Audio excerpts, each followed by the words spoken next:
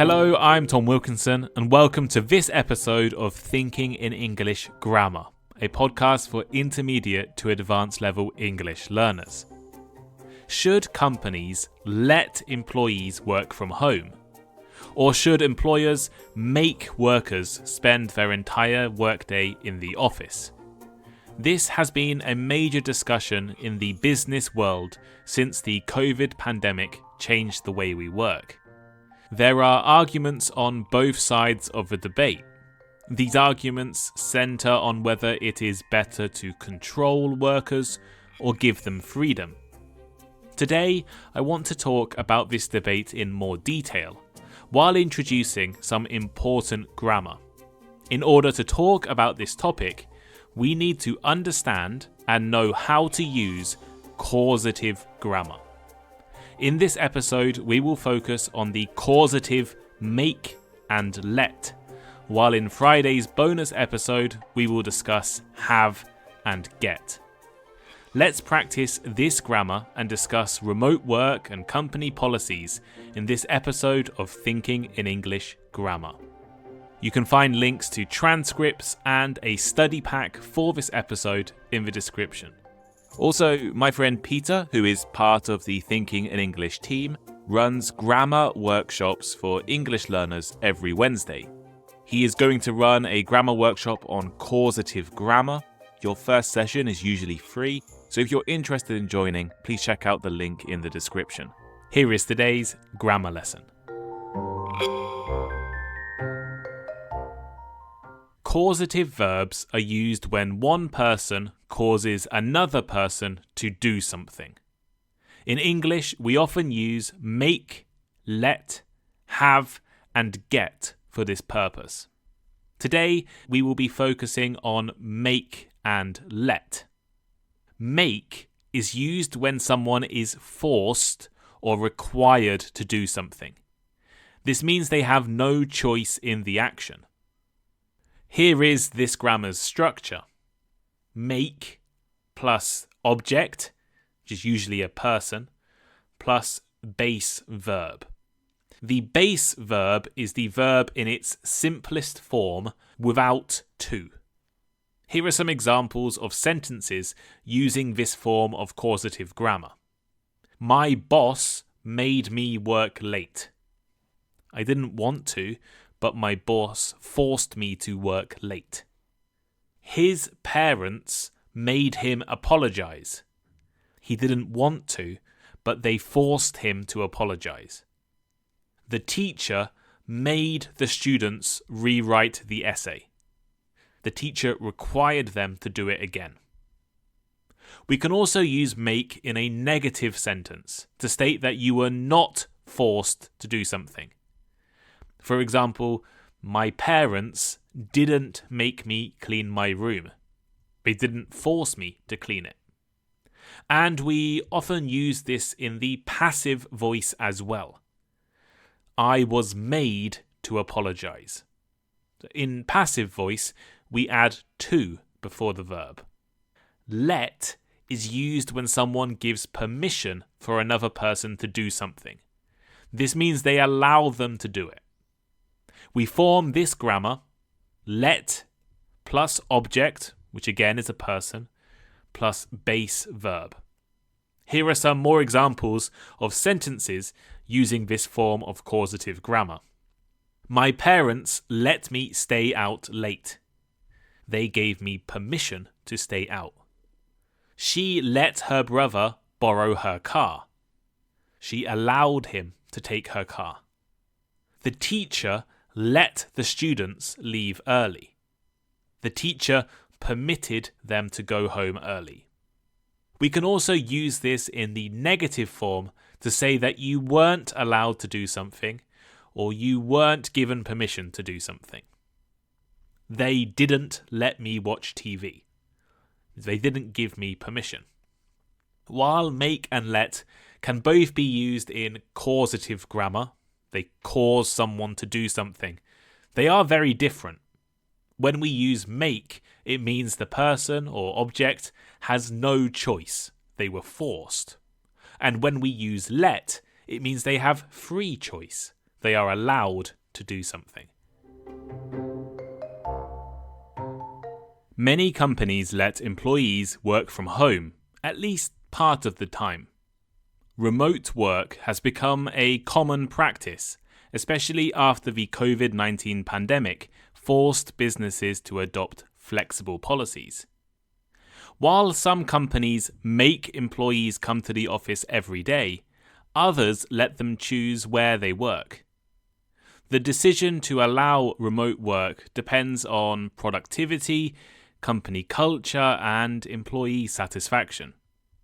RTO, or return to office policies, have become increasingly common, and the chances of finding a fully remote job are now quite low for most normal workers.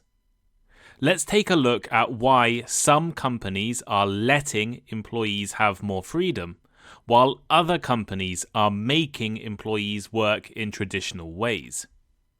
During COVID, the governments in many countries made companies adjust their work policies.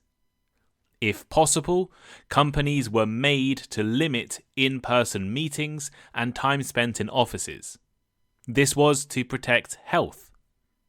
During this time, a lot of people got used to working from home and enjoyed the better work-life balance. Even after the pandemic restrictions were lifted, many organizations let their workers stay home for a few days each week to improve work-life balance. Studies show that flexibility can make employees feel more valued and motivated. When companies let people manage their own schedules, they often become more productive. Furthermore, remote work reduces commuting time. Some companies make their employees spend hours in traffic every day, leading to stress and fatigue. Earlier this year, there was record-breaking snowfall here in Japan.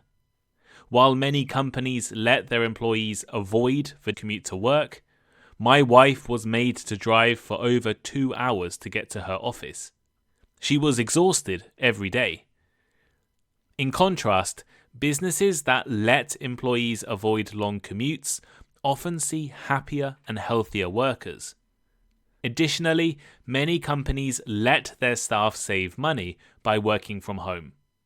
Employees no longer need to spend money on transport, lunches, or even office clothing. This financial relief makes remote working appealing to many professionals. Despite the advantages, some companies make their employees come to the office, even if it's not really necessary. In fact, I know a few people who were hired as remote or hybrid workers and then made to work in the office at a later date. Why are so many companies against remote work? One of the main concerns is the lack of opportunities for collaboration and communication when working remotely. When companies make their employees come to the office, they can easily meet in person and discuss issues or brainstorm ideas spontaneously. Also, remote work can sometimes make communication less efficient. There are always technology problems, for example. It's harder to communicate online, especially if you can't see someone's face. And sometimes time zones can be a big issue. For example, I work with a freelance tutor who's based in Europe. Peter, you might know him.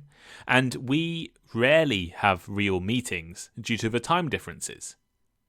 There are advantages to this as well. Peter runs conversation clubs for Patreon members while I'm sleeping. This lets members in Europe join when they have time.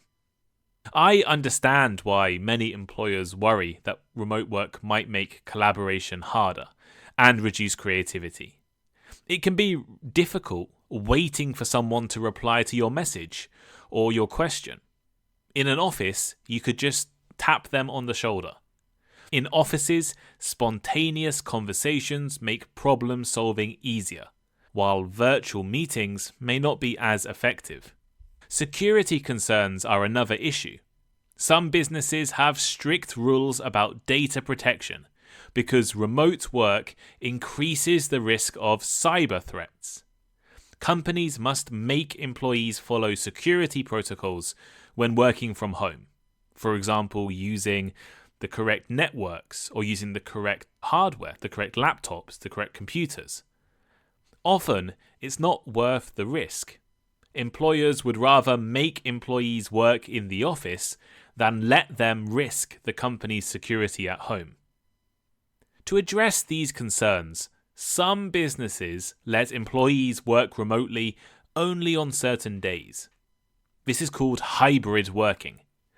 A hybrid work model makes it possible to combine the benefits of remote and in-office work.